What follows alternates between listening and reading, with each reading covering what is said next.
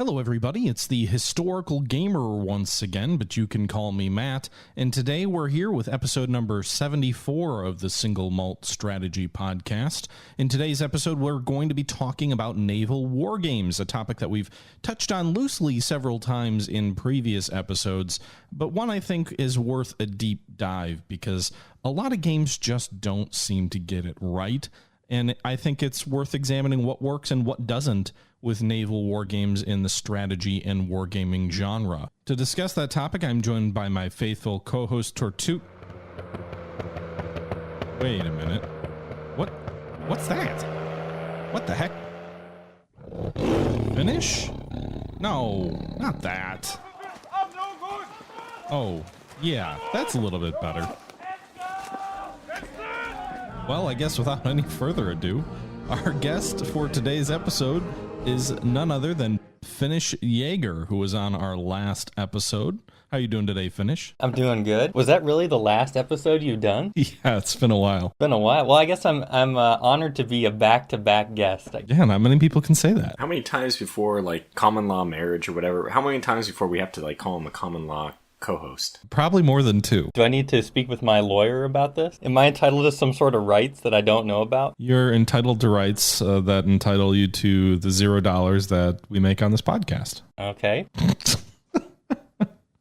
Well, I'm sorry to hear that this is not going that well, but... I mean, we haven't really ever tried to monetize it. But anyway, how are you doing, Tortuga? Didn't mean to cut off your intro. I'm doing very well. Yeah, right, I'm Tortuga.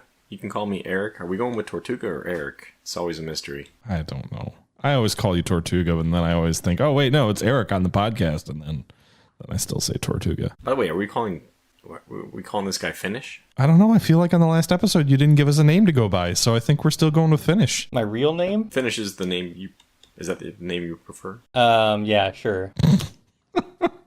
That was the least committal answer ever. We have Matt, we have Eric, and then we have someone with, and I can't share my real first name. Well, Finnish, I have a question for you. All right. To get this thing rolling. Mm-hmm. What have you been playing lately? And don't talk about Undertale. Well... Okay, you can talk about Undertale if you want. What have I been playing lately? I've continuously been playing Eastside Hockey Manager. As always, that's a constant in my gaming life.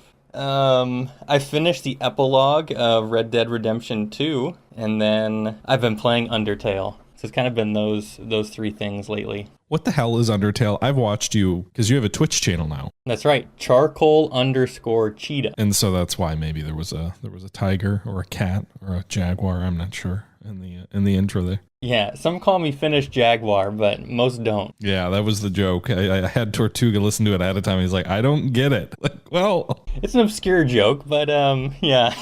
I was there for that, too. I mean, I remember it, but I just couldn't connect the dots. There was a jaguar car, then there was a tiger noise, and then, I don't know, they didn't have... But that could have been a cheetah. Well, they didn't have any, like, Finnish soldiers. I'm pretty sure that was Swedish, by the way. Cheetahs can't roar. Cheetahs cannot roar. They cannot? What do they do? Whimper? They kind of like meow. What? Yeah, I have to watch a video on this. This is... Okay. Anyway, if you want to know what Undertale's like, it's like a story game, multiple endings, good ending, bad ending, neutral ending. You meet some funny characters, they have funny jokes. What's the premise, though? Because, why are there all these skeletons, and, what's your character? Because you play as a small child, and your small child has fallen into this, monster underworld. And you just, the story means you have to progress to the end and, get out of this underworld. And it's filled with, monsters, funny kind of monsters. So there's some skeletons, there's a fish lady, the king's this goat, a humanized goat or something like that. I've just seen a lot of bones. Yep. Dogs eat bones in there, too. So it's almost Alice in Wonderland-esque, it sounds like. Maybe. No drugs that I know about. A little bit weird that the bone character is trying to date you. That's weird. He said that he did not have feelings for me, so we're okay. All right, well, it's the one thing that stood out other than just the weird setting when I was watching you play is I feel like the music is kind of creepily catchy. I think the Undertale soundtrack is fantastic. And I've played it once before, a long time ago, and I felt like playing it again. Well, Tortuga, what about you? What have you been up to? Oh man, there's just been a ton of games since the last podcast. I've been playing a game called Gear City. It's a Tycoon game about building up your car dealer car manufacturer company. And does Gear City? I saw people talking about it in your Discord. You're running a car company, but then like world events impact you as well. So like World War II matters, and the default style for the campaign is that the economic trends are historical. So you can do goofy things like in 1928, short everyone's stock and do things like this, and you will just completely become a millionaire, billionaire, whatever. And there's world wars are modeled, and if you have factories in the countries that are at war, they have to choose between taking military contracts or producing ammo. So yeah, I would say the game is incredibly detailed, very, very, very well done. It's just a little bit opaque because it's in the same sense as like Roll the Waves, which is a very deep and appropriate. We'll talk about that more, I'm sure, in this episode. But it's got a lot of the complex details built in. It's just a little bit hard to get a grasp on all the details, all the things at play.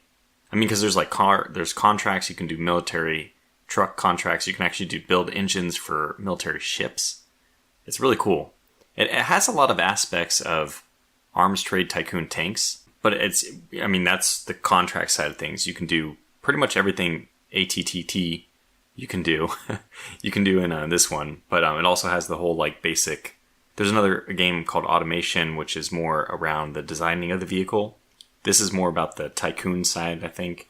Tweaking knobs and all that to get the best market viability out of it. It's a good game. Can I start a factory in the USSR and have it make Ladas? Or was that Eastern Germany? I don't even remember. Yes, people have been saying that the Lada style vehicle is very lucrative to build and sell in this game. Huh. Yeah, I mean, people have gotten more into it than I have. Not because I don't want to. I really want to. But one of those weird things when you're playing a game on a channel, or I don't know, this is at least my experience, is your knowledge is kind of locked. When you're playing it by yourself, you can explore a lot of things, which you don't really want to explore on camera for fear of it being boring or lead to a dead end or something where you're just like, oh, I just investigated 10 minutes and nothing came of it, which is just a waste of everyone's time and boring. So when I'm actually doing a channel series, I tend to my learning is capped, or at least it's very limited. I can only learn from comments and from things that are not too boring to investigate on camera. So I look forward to diving more into the game after my series completes. It's got a lot to it. Other than that, I've been playing Terra Invicta still, which I still think this might be one of my games. At least it's a contender for Game of the Year. Terra Invicta, for those of you who don't know, it's kind of like XCOM meets Europa Universalis in the modern era. That's how I would describe it. Or it's kind of like Superpower, those old geopolitical simulators, meets the style of XCOM. I'm mentioning XCOM a lot because it's by the people who did the Long War mod for XCOM, and so that's should be famous. I mean, for people who know that mod, they'll know what they're getting themselves into. For people who don't know it, it's a very, very long game, Terra Invicta. Just like the Long War was, true enough to its name, a very long mod. Those are the two main ones. I also started to crack open airships. This is airing, I guess, after there's been a huge update for airships.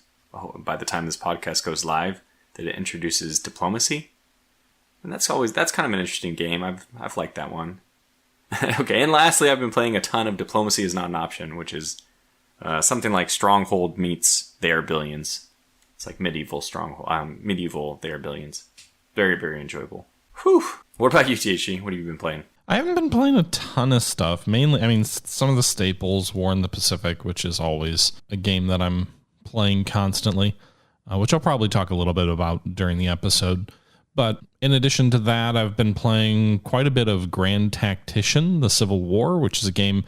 We had an interview with the developers a while back before it came out, and it's actually left early access now. They've made a lot of changes since the last time I played it.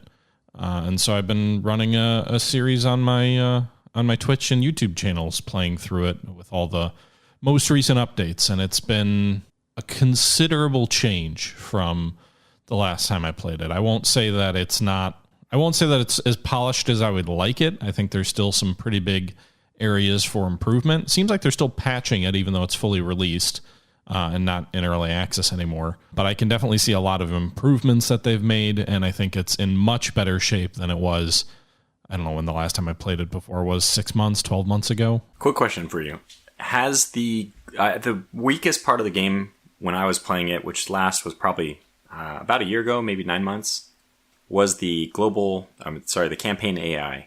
Has that been boosted at all? Do you feel like you're challenged or the AI is doing intelligent things on the campaign map? So I'm still a little bit early in the game. It's 1862, but it's the spring. I streamed for 5 hours last night. It was pretty passive because it was going through the winter months, which actually I was pretty impressed with. I was very happy to see that the armies actually pause and don't campaign through the winter. Like there's a little bit of campaigning going on, but not a lot during the winter months, and units do basically go into winter quarters, which I think is an awesome thing to see. I think too many games, strategic AI doesn't know, like, oh, it's bad weather and I'm getting all these penalties. Maybe I should wait and rest and recuperate and all that jazz. I would say the campaign AI is much better than it was.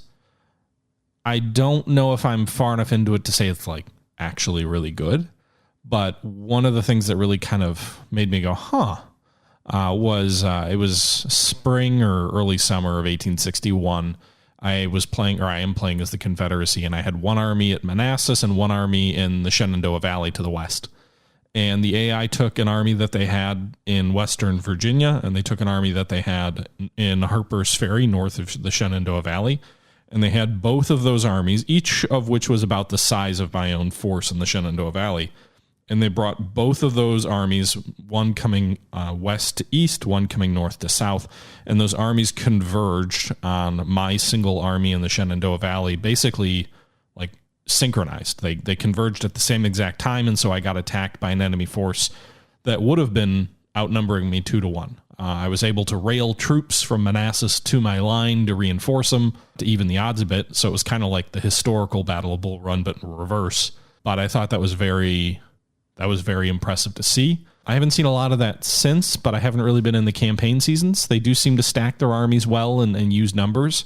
I'm not sure how well the AI plays as the Confederacy. I suspect the AI is much better when it has a manpower advantage as the Union, but definitely a lot of improvements. I mean, that one example, I think, is a testament to some pretty big improvements on the strategic AI side. I'm not as sold that the AI has been improved a ton on the tactical side. I'll have to see as they get into a little bit bigger battles and maybe as the Union starts assigning more aggressive commanders, because they still seem very passive on the tactical battles. But at least on the strategic side, I would say I've seen some pretty big improvements. All right, thanks. That's something I was looking forward to, is actually getting a challenge on the campaign map. I actually don't mind the tactical side of things too much, because the worst case scenario for the tactical side is the AI will perform very poorly, but their troops will still shoot. And they'll still do damage. They'll just lose battles they probably could have won, and they won't inflict as many casualties as they ought to. So it's basically playing at a higher difficulty level will offset that to a degree. Maybe, yeah. I'm playing on the second highest difficulty level, and I've just noticed they're not as aggressive as I would like. But on the flip side, like I haven't faced anyone like Grant or Sherman or anything like that yet. So maybe it's just the commanders who I'm facing too, because a lot of those Union commanders are not very aggressive. But what I will say is I do suspect that the game is going to give you a much better game where you're playing as the Confederacy than if you want to play as the Union, because I think if you have all the advantages that the Union has in this game, as they did in real life, I think any AI is going to struggle to put up a great fight. Yeah, well, to me, what I saw previously was not very promising on the strategic map, where you could just march in and take towns and the AI just didn't defend them, and they had armies nearby, and it's been a long time since I played, so I want to be very cautious about that kind of statement and saying that's very outdated. Hopefully, from what you're saying, it's much improved. I've definitely seen improvements. I think it's probably worth an episode to talk about in the future, but I would also like to get a little bit further into the campaign before I make any kind of definitive evaluation. But that's all I've been playing. So that's mainly it. I have been looking at some of the new mods. I know Wolf streamed today looking at War on the Sea. So I know there's a couple of new mods that like expand the campaign to the entire Pacific theater. And I think there's a mod that also looks at the ABDA command, or American, British, Dutch, Australian force that defended the Dutch East Indies after the fall of Malaya and the Philippines. So I'm curious to look at some of those mods. I'm definitely interested in jumping back into those. Those mods were also one of the reasons I thought it would be worthwhile talking about naval combat and naval war games. I know, we cover a lot of them on this podcast, but I think it would be a good idea to talk about like what works, what doesn't, and I don't know, maybe like top naval war games. Tortuga, I know you said you and Finnish had a discussion about this recently. Yeah, and I want to reference my source on this. I've been going back through the original 3 Moves Ahead podcasts, which are, in my opinion, are the glory days, the really good ones.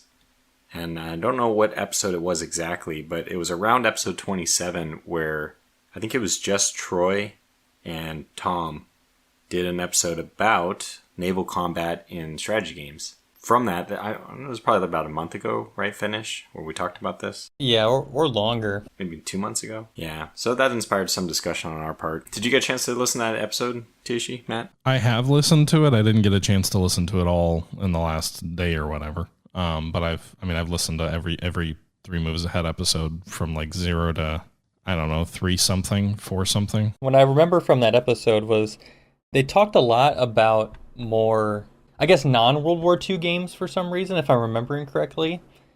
And I think there was a lot of games there that I had never played, so it didn't really have the kind of, I guess, impact that it might have had for you. Yeah, my focus has always been on like World War II in particular, or maybe at least World War II and World War I. Mm-hmm. They were talking about a lot of games prior to that. I remember they were focusing a lot on East India Trading Company. Yeah. Because that was contemporary, right? Around the time they were doing that episode, that's the game which came out. And, well, obviously it's a game revolving around, besides trade, naval combat, but in the Age of Sail. I don't have much intelligence to say about Age of Sail stuff. I think actually the Ultimate Admiral Age of Sail game did it pretty well. Yeah, I would say it did it pretty well. I mean, Ultimate Admiral, I think, takes a lot from Age of Sail, the original series, which was a pretty well-known series way back in the day. There was Age of Sail 2, and then Age of Sail 2 Privateer's Bounty, which were, at least the original ones were made by, I want to say Talonsoft, but the naval combat in those is very similar to Ultimate Admiral Age of Sail. And I think they sort of borrowed a lot of the way that you play those games. One of the things I know the 3 Moves Ahead episode kind of talked about, I think, was one of the challenge with naval games is making the map interesting, because it's kind of a flat plane of just like, it's ocean, right? And so you can have effects like weather and other things like that play a factor. But how do you make interesting strategic decisions when you have a map that is basically a big blue blob and may not be as interesting as a topographical map or something like that with hills and ravines and rivers and all these other obstacles that generally doesn't really exist in a naval game unless you want to go really deep down the rabbit hole and start trying to like have tides and other things play a role, which games like Cold Waters do from a submarine perspective. I think it works better in a submarine game, probably because your environment isn't just a 2D plane. You're actually having kind of a 3D environment that you exist in submarine games, which is less so in surface games. But I do know that's something that they kind of talked about in that episode as well, where it's a challenge for any kind of game to cover. I think from my perspective, what's interesting about naval games is the element of time.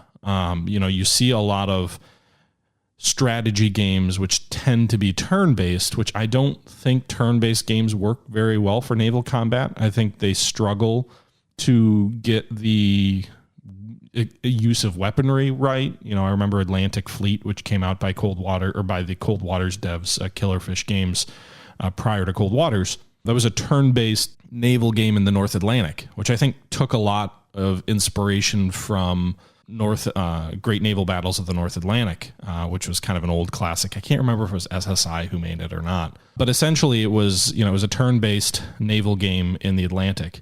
And it was weird because you would fire torpedoes and then like they would travel a certain distance. You'd hit end turn and they travel more distance, and you hit end turn and they travel more distance. Or you'd fire a broadside with all of your guns, 5-inch guns, 15-inch guns, whatever. And then you'd end your turn, and then you'd do another salvo in the next turn. And it was like a 5-inch gun had the same rate of fire as a 15-inch gun or something. Like, I think the idea of time is something that is difficult for a lot of naval games to get right. I think simulators like submarine games generally do a better job of that, but you have to break it down into two different realms: tactical versus the strategic, or maybe what level are you? Are you at the operation level? Are you commanding something like the whole Pacific, or are you looking at the like cold waters type thing where you're looking at the 10 kilometer by 10 kilometer battle arena? And if your battle arena is 10 kilometers by 10 kilometers, if it's very narrow, it's just purely a tactical fight. Then terrain, if you only have surface fighting, terrain is going to be, well, luckily most of the Age of Sail type stuff took place around coasts. So you could still have terrain from the perspective that you'd have, land masses that are going to be there. So I guess I don't see this as that big of a thing. And also if you go to the strategic level, like something like War in the Pacific, you have terrain just because the hexes are so large. You're dealing with, first of all, you should be dealing with weather, which is your terrain, especially when it comes to like aircraft and spotting. But, even if it's just ships spotting each other, they have to contend with weather. And that's mostly your terrain, is just how well you can see. But you also have you have shallower water for subs.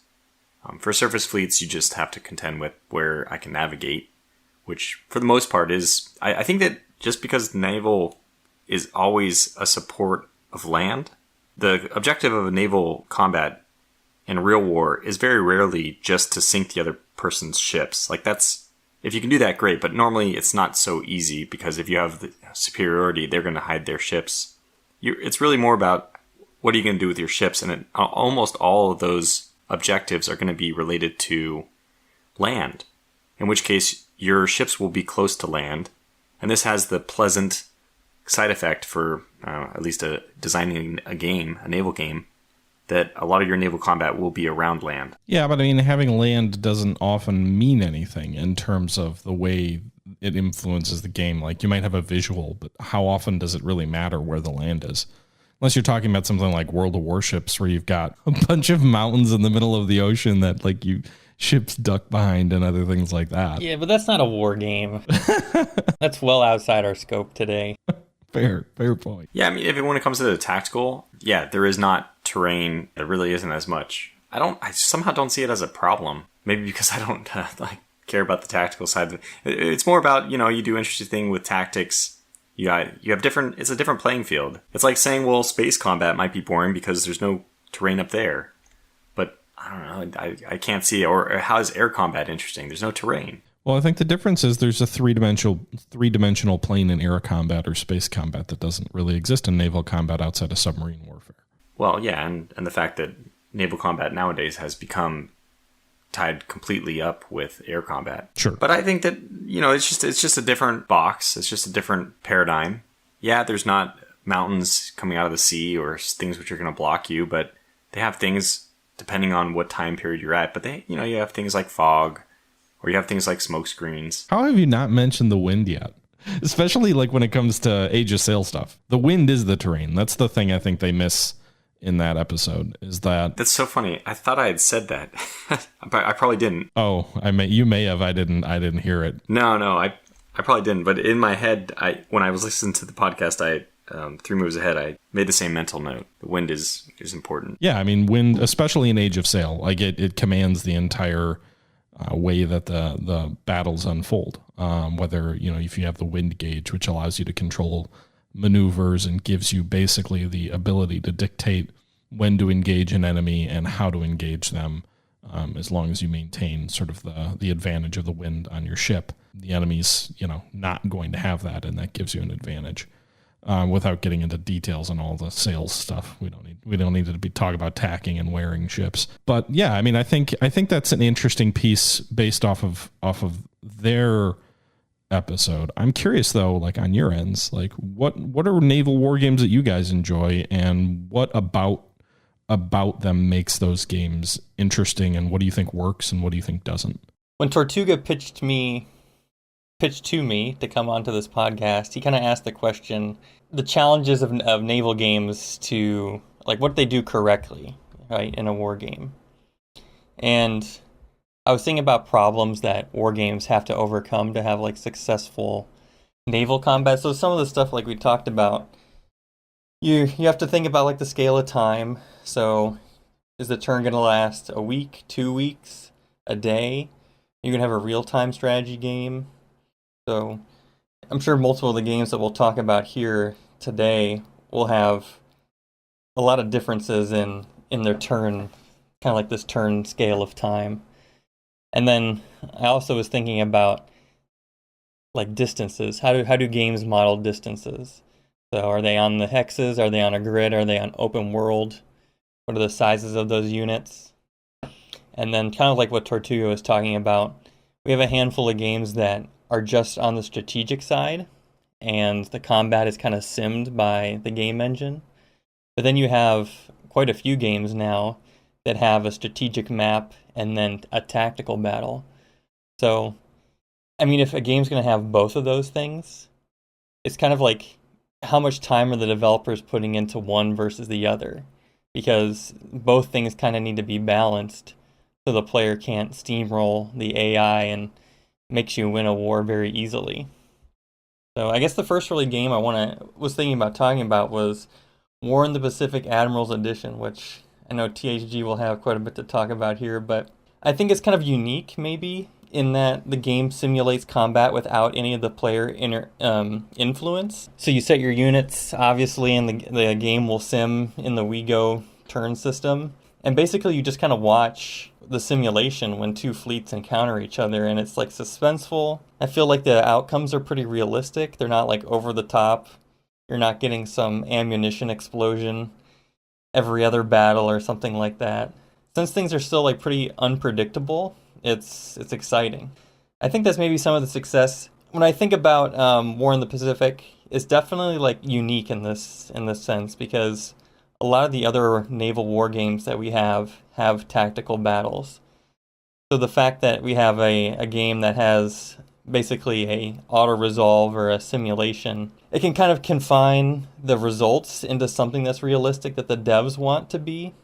I think that's kind of one of the great successes of War in the Pacific. Yeah, and I would add, I think there's two other pieces that I think make War in the Pacific fairly unique, and feel free to challenge me on this, but one of them is the way they use time with a lot of and it really goes back to the fact that they use that WeGo system, but with a lot of turn-based war games, something like Strategic Command, for example, you fight a battle in those games. You don't like directly go in Strategic Command and fight tactical battles, but you have your hex come up next to the enemy and then you mash them into each other and then casualties ensue. And then you hit end turn and the next guy goes. With War in the Pacific, it's turn-based, but because it's WeGo, it almost feels like real time in the sense that you have a pre-morning phase, like a nighttime phase. You have an AM phase and a PM phase. So you end turn, but it's not just like end turn one resolution. It's end turn, okay, what's going to happen in the pre-dawn phase? Then the AM phase, your scouting planes go out. They look for the enemy. They try and find them. They may find the enemy, the fleet. They come back. They tell you where they're at. They tell you where they're at, as in they tell your forces in the game where they're at. And then your forces, based on their commanders, their composition, and other things like that, react to what they see, and they may send out airstrikes. It may still occur during the AM phase. It may occur during the PM phase. If your scouting planes find the enemy first, then you may get your aircraft off, and then they start flying toward their objective across these hexes in kind of a quasi real time, so that if you discover the enemy first, your aircraft are probably going to strike first. And it's very realistic feeling to the way that like the Pacific cat and mouse game worked in World War II, despite the fact that it's a turn-based game. It has this really interesting way of handling things. Again, I think it's only possible because they do a WeGo system, but it's also because they do a WeGo system and they break that turn into multiple phases. And in addition, they get a lot of those like movement things with, how far can a ship move and how much ground can it carry and what are all these other things. They get a lot of that right because they have some absurd idea of fighting the Pacific War one day at a time. And so rather than do these things like a lot of games where they abstract away things and they say, oh, well, this is a 2-week turn or a 3-week turn or a month, or a 1-week turn. And it's like, well, realistically, those games completely throw out the idea of realistic movement and ranges and things like that, because they don't tie movement to how far a ship could actually sail in that period of time. And I think that's where War in the Pacific probably goes overboard in detail, but a lot of those things work the way they work and work well because of how they deliberately use time, how they deliberately break the turns up so that it's not just a one move and turn. And I think that makes it really stand out. And the other thing, which I won't elaborate too much on, is I just think it's one of the few games that gets the Pacific theater of war right, in the sense that it makes logistics a huge thing. And a lot of naval games, I don't think, make logistics a big enough thing. But the Pacific War was fundamentally a logistics war, and I think War in the Pacific gets that. Yeah, let's talk about this WeGo thing. I really think that this is actually the defining characteristic of a good game, or at least it's a penalty against any game that attempts to do naval combat at the strategic level. If you're doing turn-based and you don't have a WeGo system, that will work in army games, in land-based combat, because typically what you have is you have a defender and you have an attacker. The positions are known. There's not like this nebulous fog of war to the degree that it exists in naval combat. You know, you have, okay, they're holding this town. I'm going to try to attack from these two sides. You know, anyways, it's pretty clear that there's an attacker, a defender, or there could be two attackers, but the force, like locations and all that, are known. The orders are known, the people are known, the recon is just so much higher. If you have a turn-based game for naval, and it's not WeGo, what you're looking at is a ship that's stuck in a position for however long your game turn is, which is preposterous already. Then you have this notion that, you know, your recon stays, your intelligence on where they are has to stay firm the entire time, which I think that recon is tied up with, you know, a good WeGo system, is the other most important part of naval combat. Because it's mostly about not knowing where the enemy is. I mean, all these things that happen, at least in the Pacific War, you can see that it's basically all a game of knowing where the forces are. And even when you know where they are, or think you know where they are, you still have a lot of jockeying because the fog of war is just so thick in World War II. The unknowns is what makes that such a very interesting game to play. And if you do WeGo, you can actually have that, because you can put your order in and you're not sure what they're going to do.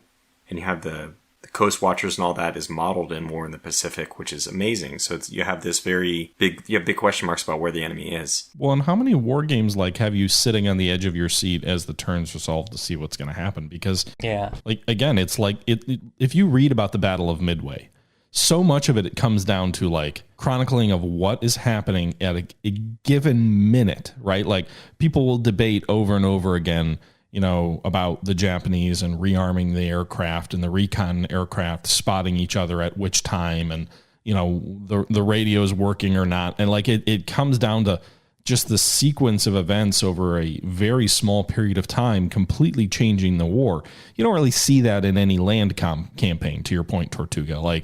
Yeah, armies break through and they move, and they're constantly in movement during, you know, offensives, but it's not that same sort of hyper compressed thing, you know, events occurring in a very narrow window of time.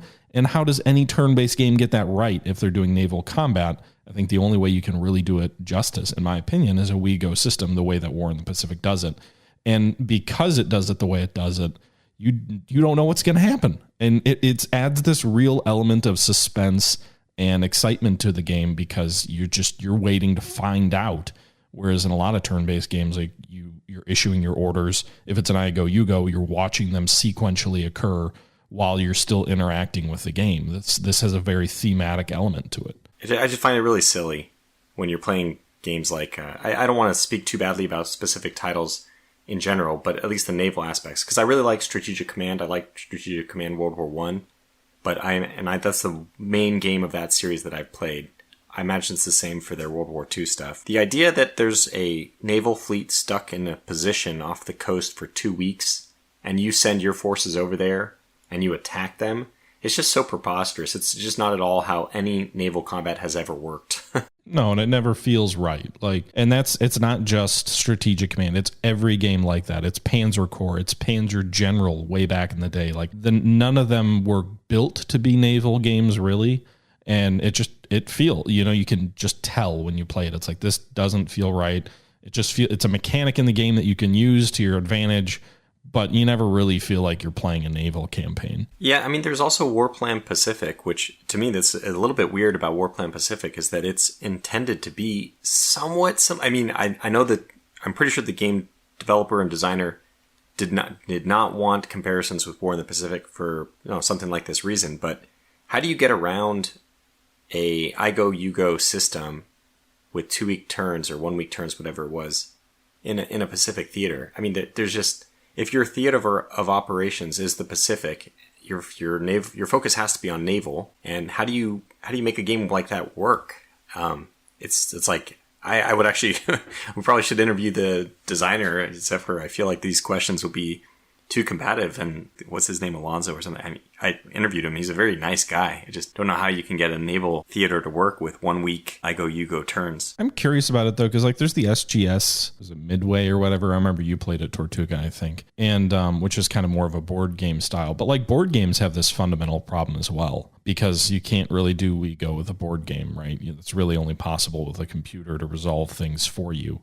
And it's not like there's a shortage of board war games that deal with naval combat. I'm not an expert in it. I think it would, behoove me to talk to someone who understands like what that looks and feels like. But I do think sometimes it's also, some of these games aren't trying to go for realism, but I don't know. It always just feels off to me. I think you can get around it. I think there's a way around it, which is abstraction. And the way I would guess Rule the Waves even, which is one of the best naval combat games, the way it gets around it is just by making the sea regions so large that it's completely abstracted the movement and the interception and the recon. And I've seen board games do this too. You can have something like, I'm unfortunately blanking on the name of the game, but there's a very good Pacific War game. And, it maybe has like 18 territories, 18 regions that ships can go in the entire Pacific. And now you're dealing with things which are so abstracted. It's not really about recon. You just kind of simulate. You're not sure if your forces are going to overlap, even when they're in the same area. So like knowing where they are, and because, board games, you see the enemy's units. So, right, it would be a little bit weird to play War in the Pacific with full vision for both sides. So I think there's ways around it. But if you want to do something, if you want to play the cat and mouse game, which to me is just thrilling, the War in the Pacific type cat and mouse, where you're chasing their carriers, you don't know where they are, you have sightings, that's a blast. And I don't think you can do that with anything like I go you go. If we think the kind of like the best turn-based system is we go, why do we not see that in more war games? Is the trend for real-time strategy games just much more prevalent in this kind of system, or devs struggling to create an efficient or realistic WeGo system? I don't know. Could it be that war games are just lagging so far behind in like the move to using the computer that we're still stuck in board game type, which is always I go you go? There are a few WeGo games, but they're kind of like anomalies. But it's not like we don't have any examples, right? We have War in the Pacific, with which in my opinion has like I think one of the best WeGo systems with its phases, like THG was talking about. It's not like that's some obscure game. It's definitely an example that people can draw from and create a system just like it. I think if you're looking at games, war games, that's a hard question to answer. I think there's sort of two sides to it. I think there are games that are deliberately trying to model the board game experience, because let's face it, a lot of the wargaming community is also interested in board games, especially board war games. So I think there's an element of designers catering to that. And then I think like most of the war games that are coming out nowadays for naval combat just don't even bother with turn-based. They just, and Warplan Pacific might be the exception. But if the game's core mechanic is focusing on naval combat, it seems like everyone goes real time nowadays. The only, like you've got the Strategic Command series, which has naval combat, but those games are all like Strategic Command World War II, World at War, World War I, War in Europe. Those are land war games, and the naval component plays a factor, especially in World at War, because you can't fight the Pacific without navies. but it is at its core a land war game. The only one I can think of, and I know there's some board conversions by the SGS group, but the only ones I can think of that I've played or know much about nowadays seem to all be going real time, whether it's something like Victory at Sea Pacific, War on the Sea, the maybe a little bit more individual ship simulators like Cold Waters. I don't know if you count that as a war game or not. Sub sims are pretty much all real time. Before we go, because a lot of those are they're less grand strategy-ish, which I would call War in the Pacific almost like a grand strategy. I don't think that fits the definition of grand strategy, but what I mean is that the scale is very large. And another game which has a lot of naval combat in it, which is still like a core focus of, or supposed to be, of the game, is Hearts of Iron. And Hearts of Iron still has that global scale, and they had to deal with naval combat. I've been trying to figure out what I think of Hearts of Iron's naval combat for years. Maybe I can ask you guys what your opinion on it. It'll help me hone mine. It was supposed to get good with Man the Guns, right? Well, that did that. In my opinion, that just basically made Hearts of Iron 4 a little bit more like Hearts of Iron 3.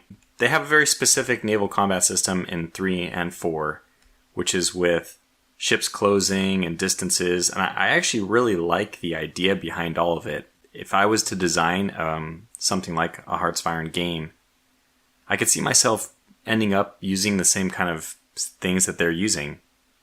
Unfortunately, I don't know if the end result is satisfying from a naval combat standpoint. It doesn't seem like people pick up Hearts of Iron 3 or 4 to play like the naval campaigns through with Japan or the United States. The problem with naval combat, at least in Hearts of Iron 3, especially if you play as Japan or the United States and play in the Pacific, it's kind of weird because everything is still land-based. Like, all the objectives are land-based. You can sink the entire enemy fleet, and if you don't control the victory points, it really means nothing. So, I mean, Hearts of Iron 3, I think, is still a ton better than Hearts of Iron 4, but, I mean, naval combat, I think, is still just so minor compared to the importance that the game puts on the land warfare. Yeah, I always felt like Hearts of Iron was build a blitzkrieg simulator. I never got the sense that they even made air combat terribly. Well, I don't know what to think of air combat either. Yeah, I think Hearts of Iron 3 just like, it made aircraft very expensive to produce, so the player and the AI never really had a lot of aircraft, and it didn't feel like it had much of an impact on things. I feel like the game was very Europe-centric, and if you're playing as like Britain, the United States, you can do strategic bombing, which can be a pain in the butt. But I think like it has specific, I guess, naval attack aircraft that were pretty like OP to some extent.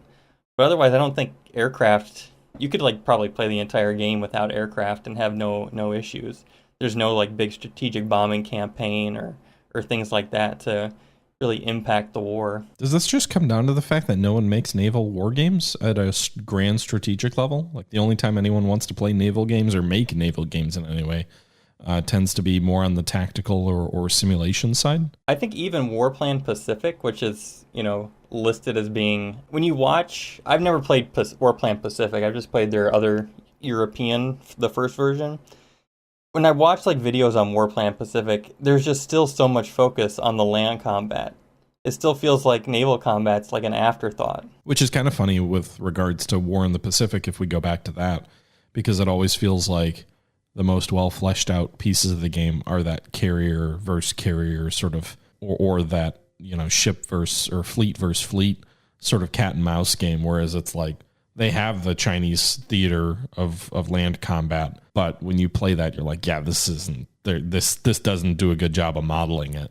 I think they do okay with the island hopping campaigns, but I don't think they do a great job. As much as I enjoy playing the game, I'm not sure they do a great job of like modeling continental land operations, where the game really, I think, is focused as naval and air combat, and I think that shows. But every other war game seems to focus on land combat, even in Pacific games. And thinking about 3 versus 4 for Hearts of Iron, I think that one of their moves was kind of in the direction I just said. These are realizations I'm having like right now. But anyway, it looks like they did actually move, for at least air combat, back to a slightly more abstract level, from the perspective that they wanted air like zones. Don't they have like air zones set up for Hearts of Iron 4? Yes, yeah. So it looks like what they would try to do is make it a little bit more abstract, like aircraft into zones instead of... I mean, it was like that also in Hearts of Iron 3, but I think zones were a little bit smaller. Or maybe my recollection is just wrong. Or so the same thing was true, obviously, with naval combat. If you have large enough zones, then it's kind of doesn't... The recon element and all that doesn't matter. And I know that you can have two enemy fleets in the same naval region in Hearts of Iron, and they won't necessarily find each other. So you can see that the recon aspect is definitely abstracted. Mm-hmm. Even if you know where an enemy fleet is, you can't necessarily guarantee an engagement. I think one of the few compliments I'll ever pay Hearts of Iron 4 is I thought the man the guns with the ship designer was at least fun. It added a fun factor to the game. And it was still kind of simple, and there was times where you couldn't even create historical ships, but I had fun building them regardless. Well, maybe there's also the strength aspect of ships in that, which is, it looks like basically an abstraction. Like a ship doesn't have a hit point that you knock down from 100 to 0. It's just not the way it works. It's another place where I feel like land combat is very different than naval combat. That you have ships which... Like, what do you describe their strength? I mean, a ship can float just fine without a functional engine.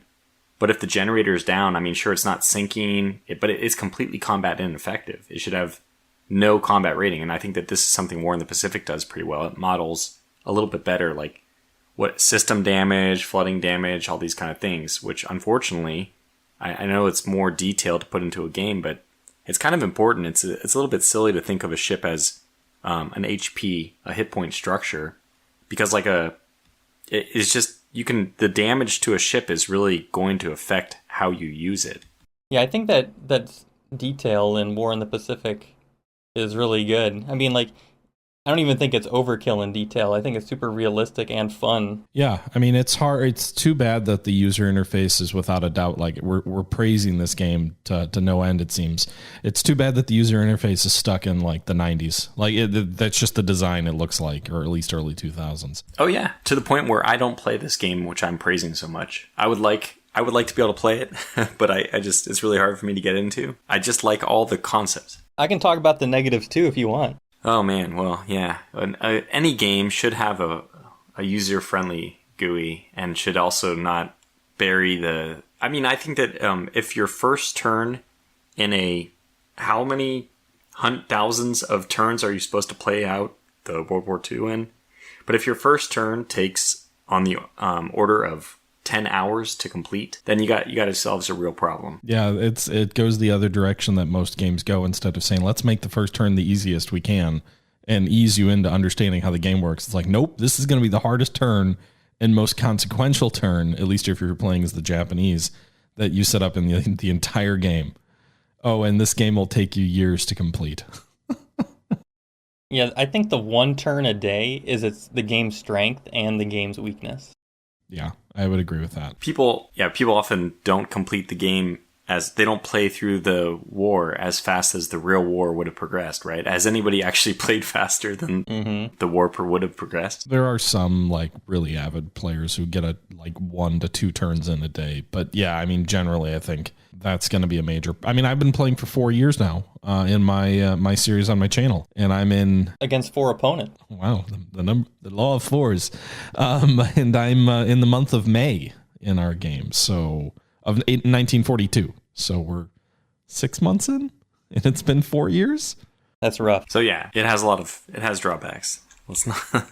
Yeah, and I think it's interesting because I think if you look at it, it does a lot of decisions. It makes a lot of decisions at the micro level that work really well. But when you put all of that together and try and cover the entire Pacific theater of operations at that level, that's where it suffers. Whereas I think other games like War Plan Pacific, where they struggle, is the idea of abstracting away all those little key decisions that make those battles and make that war feel right in the interest of making you able to play through a game, because it's in 2-week turn increments.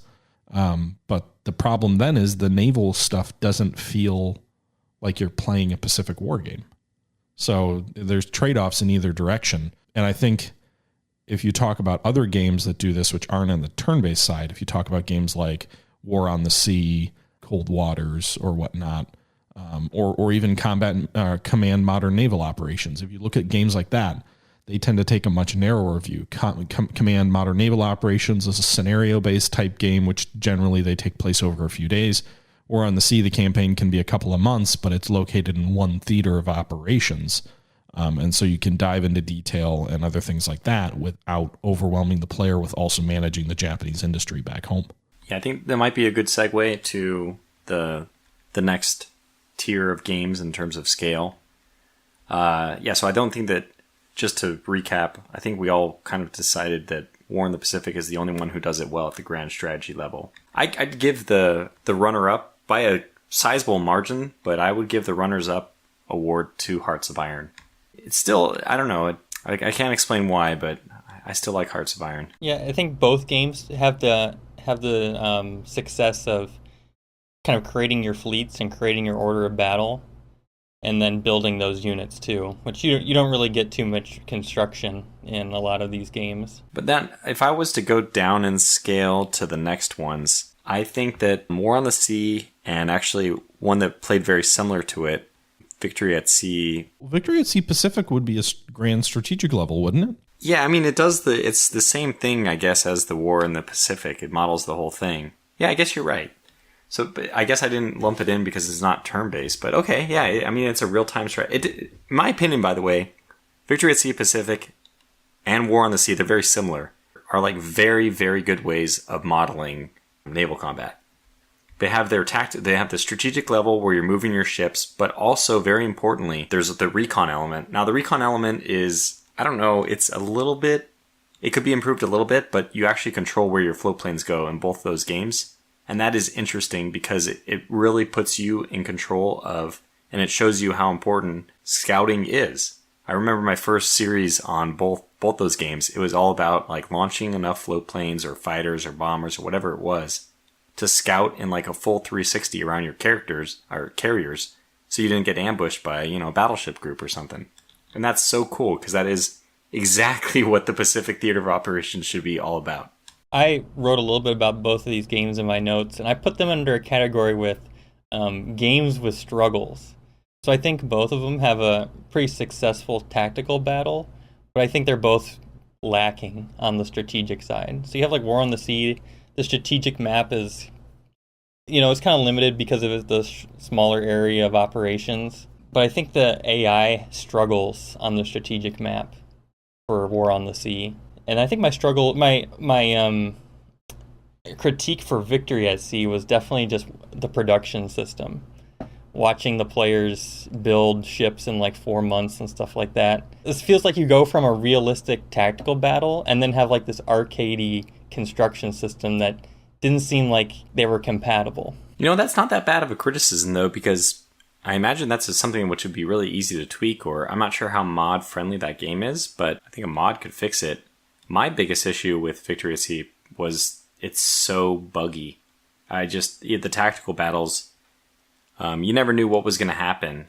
I just remember having aircraft randomly dive through the water, like dive bomb and not pull up and just go right through the water, and just all kinds of weird stuff like that would happen. And also I think the transport ships were like way, way, way too heavily gunned.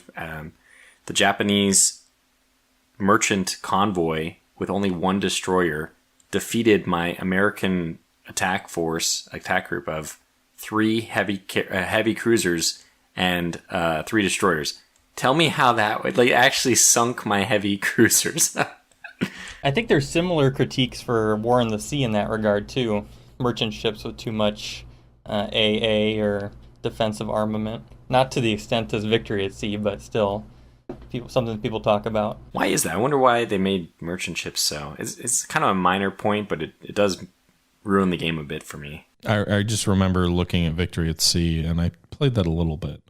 And I think the thing that threw me with that is it just felt like the scale of the map and the time system just didn't make any sense. And I think that goes back to your production comments where it's basically like fighting through World War II on hyperspeed or something like that, because carriers get built in months But I did remember looking through the Steam page on Victory at Sea, and it's essentially like the community page is just a million screenshots of just crazy shit happening. Oh my gosh.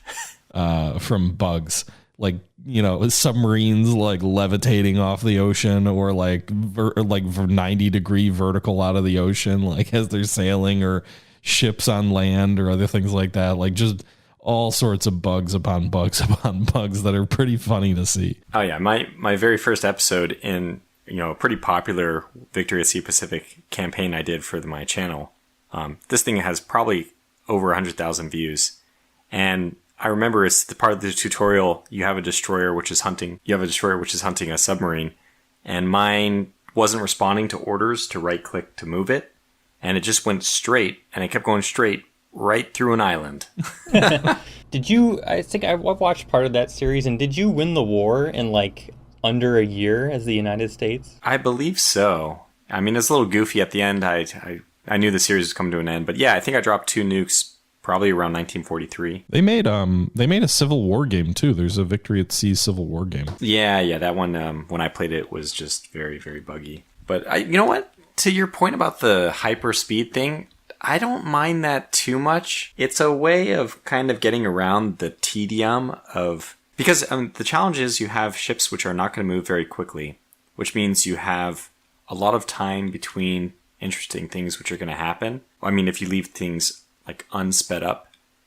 But then the problem is you still have to model the fact that, a battle takes this much time. So you have to have time jumps that are small enough to encompass battles. So if you are doing a real-time system, I don't know how you can, I don't know.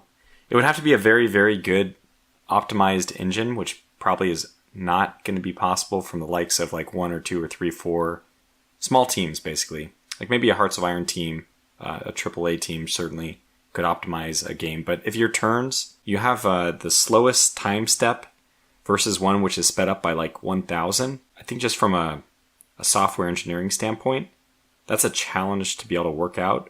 How to make your game run well when you're trying to do 1,000 times as many things in the same frame. I wonder if you could do something like Grand Tactician does, Grand Tactician the Civil War, where you have real time on the strategic map and then you just go in and you fight a battle in like a separate screen.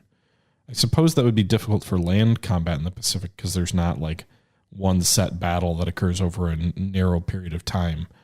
But I don't see why you couldn't do that for naval battles, because I feel like they get the time mechanic right and things feel about right in terms of how the pacing. I don't know. I mean, it is done that way, by the way, Tish. Victory at Sea, you do move you can auto resolve, but otherwise you move into the like tactical map. Well, I don't know why they don't do. I mean, I don't know. I mean, I know you're saying it's a challenge, but like Grand Tactician's a very small team for Grand Tactician the Civil War in terms of number of developers. Their pacing seems about right.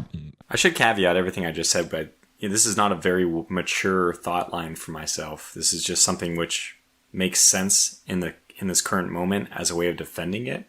Maybe because you would think that if it was easy to get around this problem, I mean, the developers themselves made the conscious decision to have, a ship move at, like maybe 60 knots in order to travel faster and for action to speed up.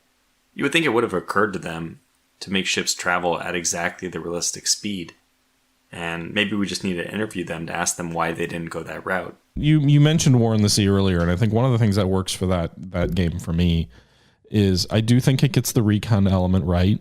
Tortuga, where you're talking about like building these forces that sort of fan out and or building these, you've got to set up these recon arcs for your ships. Yeah, just quickly to note that it's horribly tedious to do. Oh, for sure. Like not a well.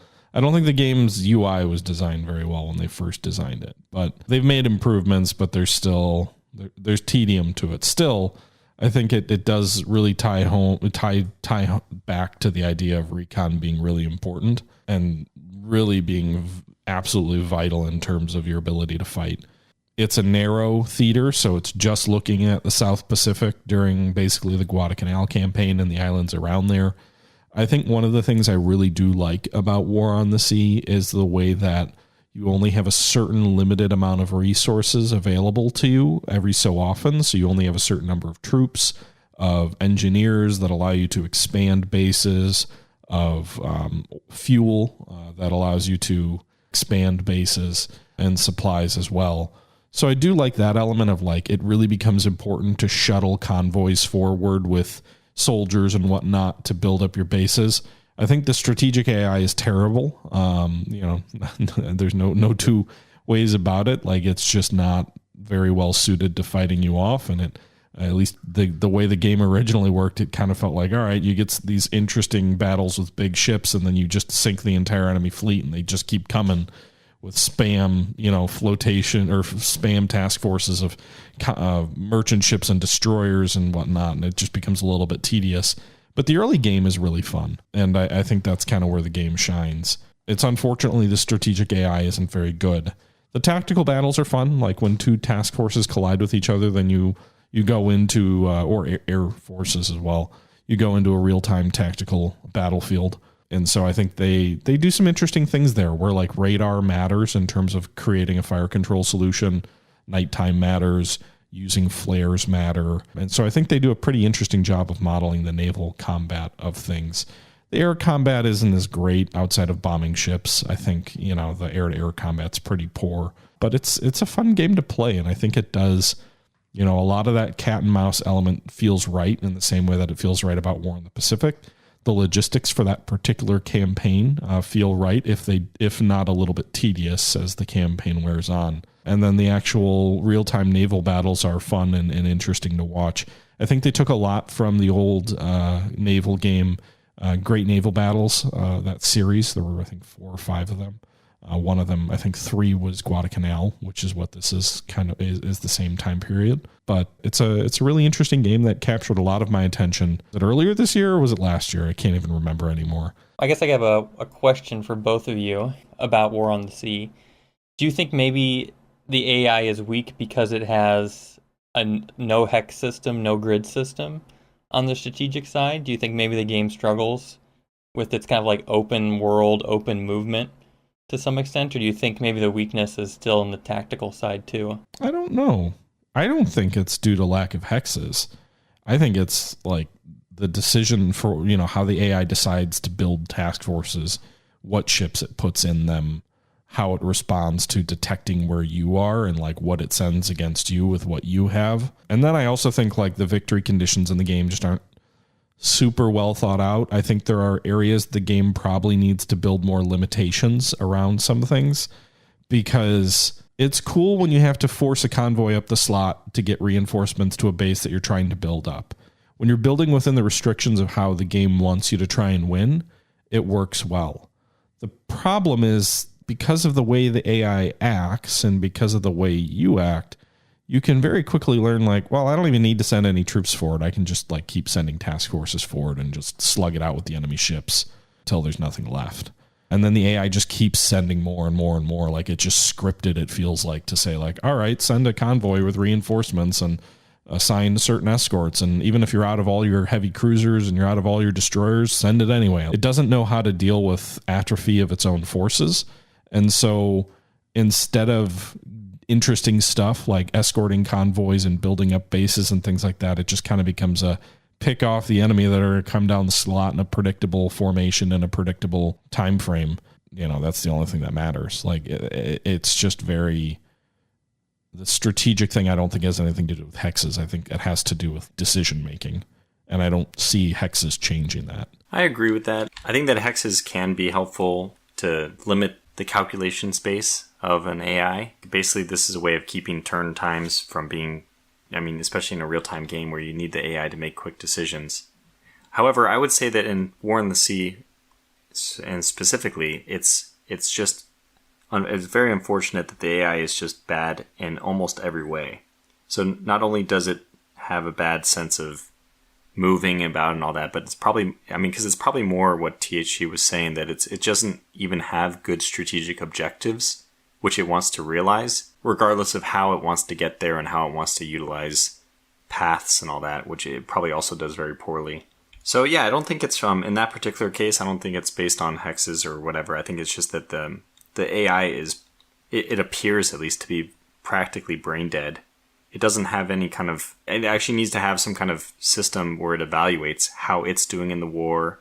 What, maybe if it starts to lose, just like a Japan in real life, or, a Japan player should do, maybe it should start not trying to lose as badly. Like maybe get good, son. Pull back its aggression a little bit. But I don't think it does any of that, unfortunately. It's just, like THG says, it has a very, we got to send a mission over to take Guadalajara. Whatever. Guadalcanal. Move over, just keep going to do the same thing. Bash your head against the wall. Sir, our last 5 convoys were wiped out. Send a 6th. Send a 7th. Yeah, it just doesn't have any intelligence to what it's doing. It doesn't think about maybe getting a pool of them together, or I don't know, it doesn't think in any interesting way. I almost feel like you could make things random and it'd be more interesting than the way they do it, with the unfortunate caveat of that you'd probably end up with situations where the AI did completely idiotic things that are even more idiotic than just sending things down the slot. It would at least keep things interesting, though, right? Like, exactly. At least it would keep things interesting. It'd be interesting if the AI saw, that previous convoy was wiped out, so now I'm going to try and send it at night instead of at day. Or now I'm going to send destroyers with supplies and reinforcements like the Tokyo Express rather than, merchant ships, which are slow. Or, and then maybe if that task force gets through successfully, the AI will think, I'll do it again. Or if it doesn't succeed, then the AI will try something else. It just feels like it kind of has one task, one outcome, and the results that occur don't influence the AI's future decision-making, if we call it that, at all. Yeah, it does feel that way. It does feels like they have some scripted events which they're running. It just triggers, like the AI is supposed to generate missions, but I think the missions it can generate are scripted and perhaps are not adapting to the lay of the land. And it just kind of felt like, it was interesting when the game first came out, because I think it was funny. It was like, I've sunk the entire Japanese fleet in the Guadalcanal campaign, and they're still coming with destroyers and other things like that. It's like there's no... And so rather than figure out and fix the AI to figure out how to fight better, they just made an arbitrary rule to say, the campaign, even if you don't build your bases up in Guadalcanal, the campaign will end when the enemy sinks a certain number of ships, or when you sink a certain number of ships. Yeah, I remember that. So it was like, rather than fix the AI, they just put some arbitrary score level on the sinking to say, well, now you've won. And it's kind of like, well, great, you didn't actually fix the problem. I was kind of just asking that question because I was somewhat reaching the same conclusion as both of you, and that maybe that's like the open world kind of like real-time strategy itself doesn't seem to have problems. It's usually the AI. So I'm just thinking maybe that's why we're seeing the trend towards more real-time strategy games, because fundamentally that system is okay. You just have to make sure you can build an efficient system around it to make an effective game. And maybe that's why we're seeing fewer WeGo systems, maybe to some extent fewer turn-based systems. Yeah, and it's interesting too, just to take one step back. We were really positive about War in the Pacific and how much we loved it, despite the fact that it has pretty clear flaws. War on the Sea, in my opinion, has a lot of flaws, as I haven't minced words. I still really enjoy pieces of that game. I really enjoy especially the early campaign, when the enemy still has strong forces available to go against you. I still think there's a compelling element to that real-time cat and mouse, trying to find the enemy, trying to engage them, interdict them before they get to the island, get your convoy up the slot, and get them into the island. Like, if you're willing to play with one hand tied behind your back, it can be a pretty interesting experience. And I think it is still a game that holds my attention despite all of its flaws. I just have to go in knowing what I know about it. That doesn't mean it's a good game, but it doesn't mean that it's as bad maybe as I think we're making it out to sound either. Well, maybe it does mean it's a good game. Well, basically the question is, what are we trying to argue here? Are we trying to ask, like, what is a good naval combat game, as in, is it realistically modeling what naval combat is? Or are we just asking if we're having a fun time? Because it really isn't anything like in Victory at Sea and War on the Sea both. I will never forget, like, literally these moments are so impactful. First moment in both the games where your fighter or whatever, your scout, discovers the enemy carrier and you're immediate like, okay, now I found them. They might find me. What am I going to do? How do I handle this situation? It's gamer's gold. It's the best thing you can have in naval combat is a wonderful cat and mouse of like, I found them. They're close. I don't know if they found me or not. What am I going to do to sink them? Yeah, I think to me what makes a naval game is a game that it depends on what the game is trying to do. I think what makes War in the Pacific work for me is despite all of its flaws of its bigness, it feels like I'm playing the Second World War in a way that I don't think I've ever experienced in any other grand strategic level naval game.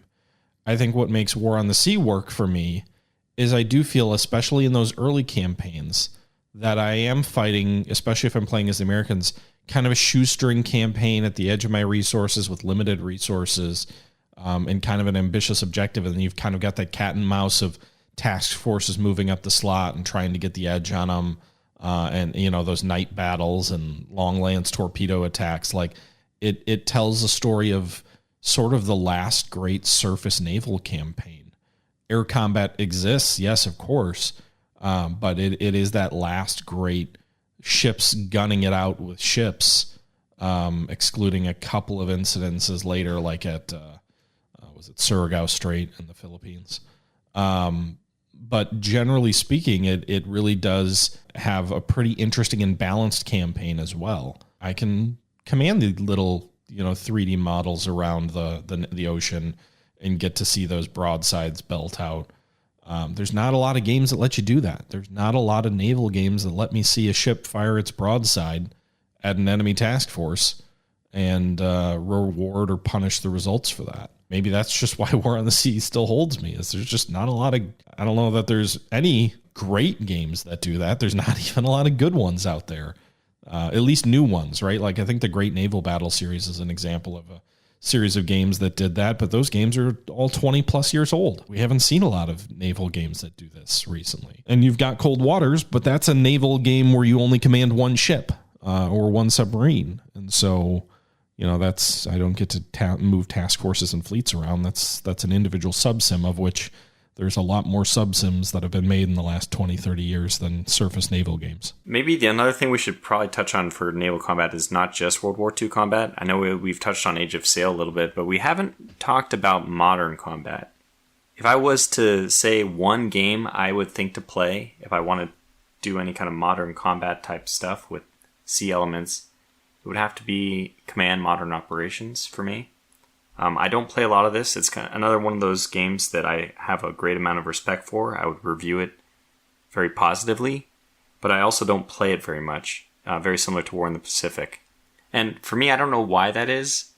It's somewhat, sometimes it's a mystery what the secret sauce is that makes a game that we can criticize so much, like War on the Sea, good and still playable. Whereas, there's other games like Command Modern Operations, War in the Pacific, it's harder to actually play them. But I think Command is probably holds at least since Jane's fleet, which is 30 years old at this point. I don't know if there's been another modern combat simulator that's its peer. Probably, Harpoon, which came out after Jane's, I think, or maybe before, I'm not sure. But it's obviously the spiritual successor of Harpoon. It's kind of that, essentially, the game, you're playing a naval combat on a 2D map with icons that represent units, and then you've got all sorts of complex systems that are modeled. I know they have a plugin that gives you 3D also for TACView, is what it's called. But it's a separate program made by a different company. It just has a plugin for it. Combat Modern Operations, I don't even know, is it a naval game? Is it an air game? It's definitely not a land game. But it's a game that models air or naval combat in sort of the post-World War II era. Combat occurs in real time.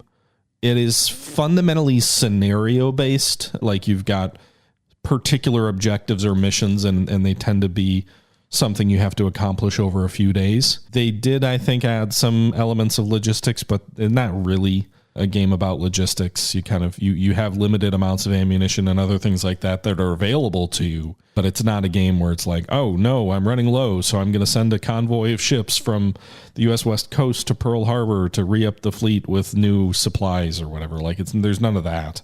But yeah, I mean, it's very Tom Clancy-esque in a sense, like, these big operations with big complex units. I've played a fair bit of it. I think it does a really good job of doing what it's trying to do. It is fundamentally a modern naval and air simulator from the, I guess, Grand Admiral or God's eye view perspective. It models complex radars and, smart weapons and other things like that and all these different systems, and allows you to fight and resolve things in real time. There's also a lot of scripting ability, which I do not understand very well, but it's there, and a tremendous ability to create your own scenarios. You can import air bases all over the world. The map is the globe. The map is just like one giant Earth that you can zoom in out of and zoom in and out on. And you can upload like overlays for different terrain and things like that on different spots of the globe. I think probably it's just one of those games kind of like Grigsby, where like for some people it's kind of just so overwhelming to try and figure it out to even play that it kind of wards off folks from trying in a way that maybe War on the Sea doesn't do. So I think there's that element. To me, I think the game's weakness is the fact that I generally don't like playing games that don't have a world. Like, it doesn't feel like I'm in a living, breathing world. I really do like Command Modern Operations, don't get me wrong.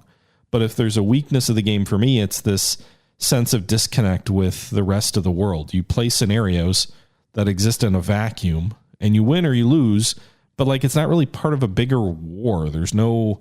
if I succeed, I don't really get to see what really happens next. They do have some campaigns and DLC that link scenarios, but there's no fail state as far as I can see. So like, there's no ability to lose a scenario and then go down a different outcome. There's no dynamic nature of what happens, in this battle in a particular way. It doesn't have any kind of dynamic influence on the next scenario. And so I think that's just, as I've kind of gotten older, that's something I'm generally looking for in games. I always want there to be a context to what's going on, and I want to know what happens next. Just don't get that a lot from Command Modern Operations, even when they have linked scenarios with fancy write-ups of what the scenarios are occurring. The fact that I can't fail and then lead down a different path kind of dissuades me a bit in terms of really making that game feel like it's a living, breathing world, the way that like something like Falcon 4.0 does, which I know is a very different type of game. That being said, I think if you're looking for an individual battle sort of simulator in the modern era, there isn't anything that's better or more complex, at least.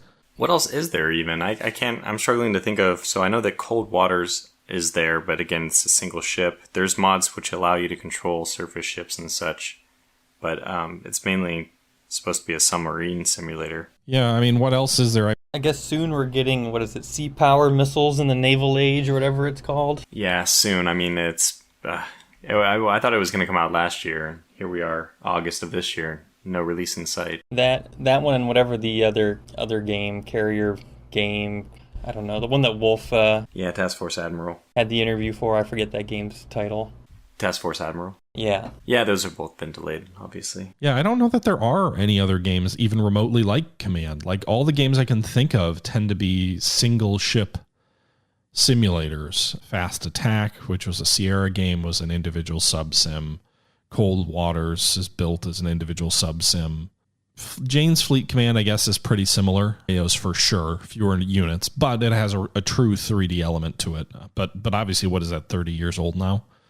Yeah, I mean, there's just not a lot out there that compares to Command. I think, to me, Command is just so incredibly versatile in its sandbox nature and the ability to create any scenario with any types of units from the end of World War II to the near future. I think that's one of those things that really makes it stand out and makes it something special. And it's pretty cool. It's like you can model linebacker airstrikes, but then you can also model the Persian Gulf, and then you can also model a 2022 clash between the U.S. and China. I don't know how realistic any of the present day or near future modeling is of any of those aircraft or systems. If I had to say a criticism for the game, other than just it's for some, for an average person, it may not be super approachable. But, I think if there were any other criticism I would have is that, I think sometimes it feels too much like there's no human behind anything. Like it's kind of like, all right, you're simulating systems against systems as opposed to doctrine mattering, or even though I know there's scripting for some of that, or like proficiency of using equipment, which again, I know there's settings for that. but it does feel a little bit more impersonal than something like War in the Pacific, where at least they give captains' names and air fighter pilots' names and other things like that makes it feel a little more personal. I don't know that I really ever feel a connection to any of my ships or crews or aircraft in Command. Tortuga, are you going to talk about Rule the Waves at all today? Oh man, I guess if we talk about naval combat and we don't talk about Rule the Waves, we haven't really done our homework. I'm just waiting for the 1 hour lecture by you about this game. Please fast forward to the 3 hour and 45-minute mark for the conclusion of Tortuga's Rule the Waves segment. And that's why Rule the Waves is probably the best naval combat game. Thank you for attending. Just woke up. Yeah, good talk. Well, I mean, it does some things right, it does some things wrong. The tactical side of it, it's very good for pre-aircraft, so like World War I, interwar time periods. I think that it does naval combat very well. And, of course, the main appeal of that game is not just the combat. In my opinion, the combat is just an assisting factor on the main factor, which is design, ship design. You make your own ships, which is awesome, and they've done it. They've done it in a very realistic way. I don't know if it's exact. It's like some people will try to recreate the Bismarck, the this, the that, and every now and then they'll find it that they can't do it exactly right. Well, sure, yeah, the game's not perfect, but it does a pretty darn good job of allowing you to design realistic ships, and then you got to take them into combat. So, the combat itself, one of the things which impresses me about the tactical combat is the AI is pretty good. You'll make maneuvers, and it reminds me of like when you watch dolphins swarming around fish, and how the fish so very organically seem to like move to fit the environment. That kind of reminds me of the AI in Rule the Waves. It definitely can show its problems, and I can make it do stupid things, but I'm gaming the system to do that.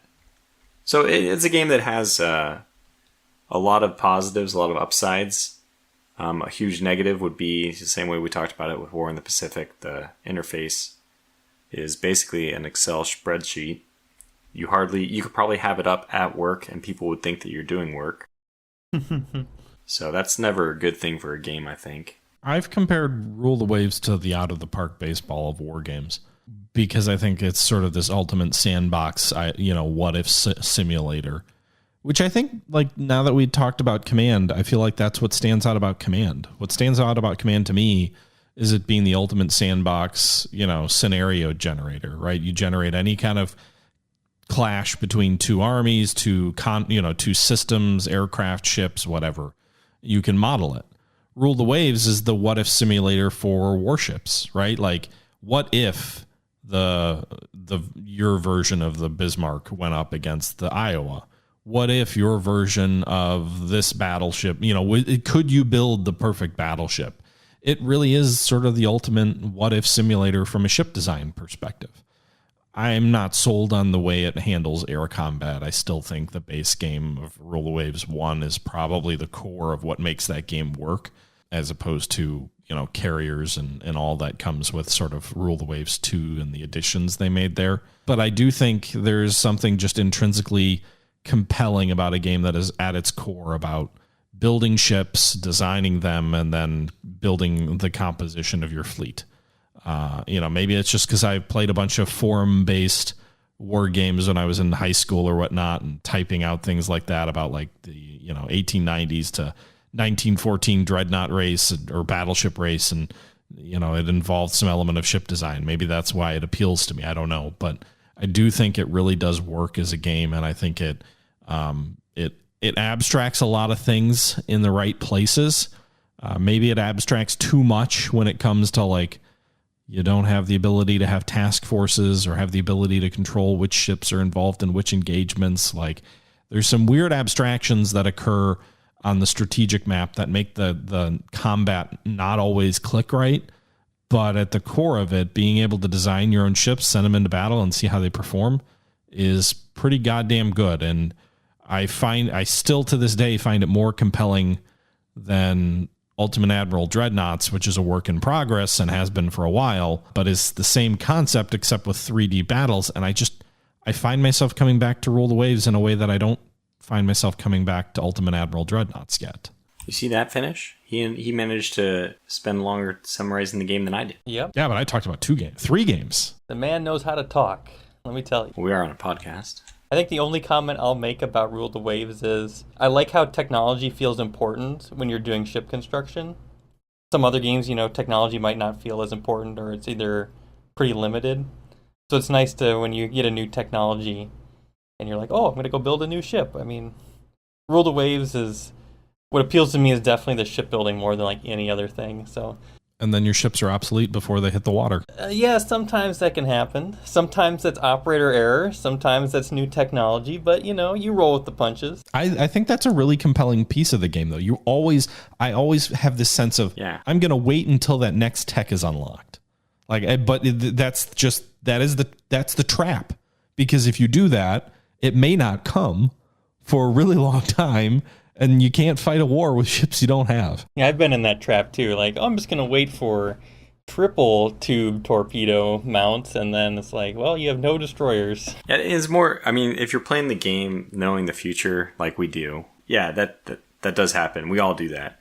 But I think it's actually, your ships are obsolete by the time they're built almost regardless. Even when you do that, because it correctly models the very lengthy build process for a ship, being, on the order of like 2 to 3 years.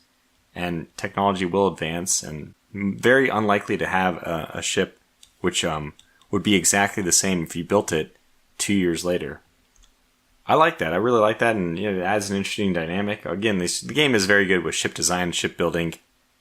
Ship combat, it's one of the things which is very weird, is the game takes you from being obviously the head of the Navy, designing ships, approving them, and then it completely removes your ability to determine where battles are being generated. So the battle generator is just atrocious. And you can get complete nonsense situations like one of my favorites was the American fleet attacking Germany inside the Baltic Sea where it had no air cover. For what reason, God only knows. I knew this would be your example. It just doesn't make sense.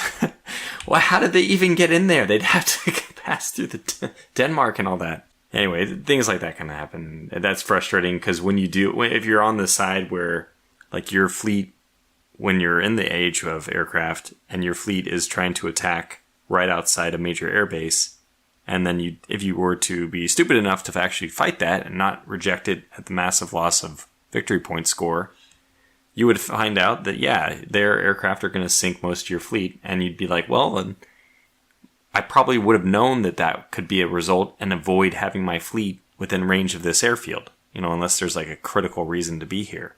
Anyway, I like Rule the Waves, but I think it's very good as a niche game for people who are hardcore into ship design. The element of being the Secretary of the Navy is what makes that game work. And the naval combat is fun because you get to see what happens with your designs, but there are major limitations, as you pointed out, to the strategic side and to the battle generation side, which hopefully Rule the Waves 3 will fix. No, I don't. The thing is, so we were talking, I wanted to move to eras beyond World War II, and so Rule the Waves is actually a pretty good example of that, because the Rule the Waves 3 will be 1890 to 1970, so it really does encompass all three time periods. You almost have, so it doesn't have Age of Sail, but it has the fringes of Age of Sail. I don't know if you can actually control sail ships, but I wanted to try to make sure we cover other time periods besides World War II, since it's so easy, especially for me. Well, Rule the Waves is World War I, and Command is modern, and it's in the name. Is there any other modern? I just wish that we had one other example. I feel like all of the other modern games are, again, they're like, I don't know that we really talk about Cold Waters because that's more of a simulation than it is a war game. Yeah, I would consider it action before I'd consider it strategy. Your strategic political simulator game, what's it called again? Ultimate Ruler or something?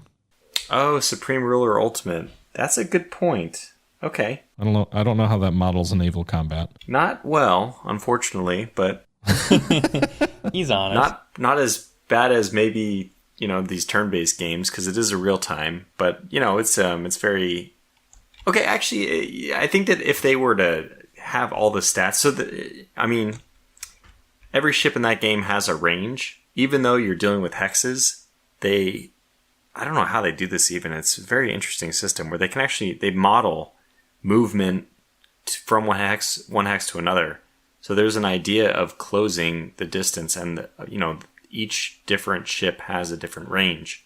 And my 54 kilometer range ship, which is like insane, but like max range, think like an Iowa max range, it's going to fire before your 30 kilometer max range ship, even though all the hexes are like 18 kilometers and it's or 20 or 30, whatever. I mean, basically the resolution of the game is done at these like 30 kilometer scale hexes, but they somehow managed to make like almost a continuum of the different spacing between. Sorry, I'm not being very elegant about this point. But anyway, the game breaks down just because I think mostly the AI is terrible. I've never played against a competent human with the AI, with the naval stuff. The problem with the naval AI is that it just camps ships in specific spots and then it doesn't move them. There's like it's worse than War on the Sea, which is obviously not high praise. But yeah, I mean it's very cool. That game, the main thing I think is it's about building ships. Like you have this Hearts of Iron type thing where you're like building your fleet, and it's always a huge letdown that you don't have a competent opponent to test it out against. But it's a lot of fun amassing your ships. Yeah, I'm trying to look for other games and eras like Dangerous Waters, I guess, but I never really played that much, and I think that's more of a simulator. Yeah, that's also a simulator, yeah.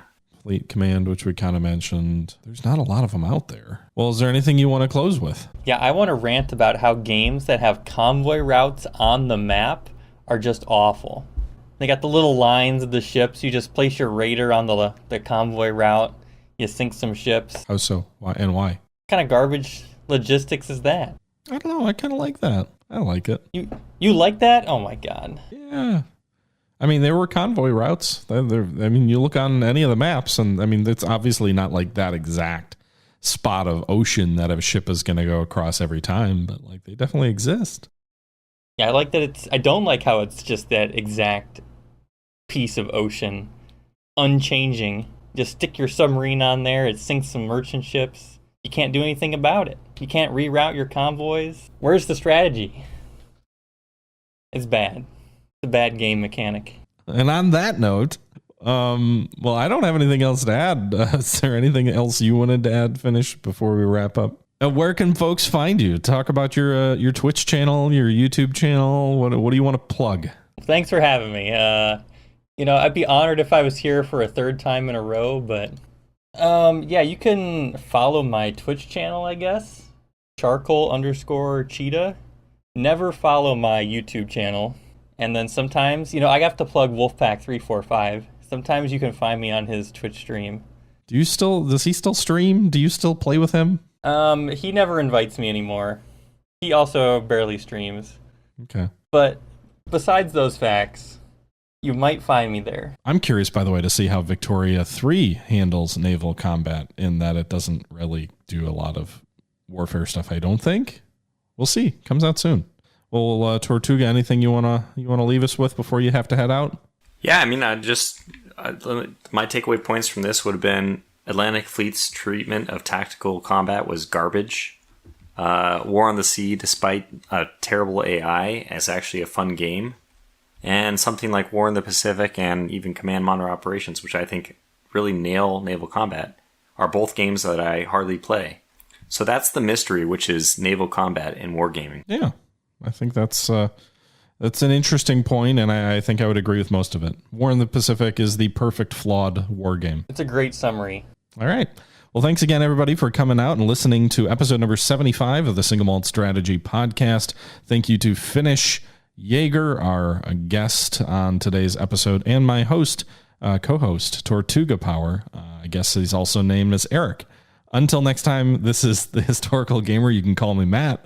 And thanks for watching, and we're out. Or listening, or whatever. Was that episode 74 or 75? 74. God damn it. You said 75 in the extra or whatever. It was so long. It could be 2 episodes. All right, I'm ending recording.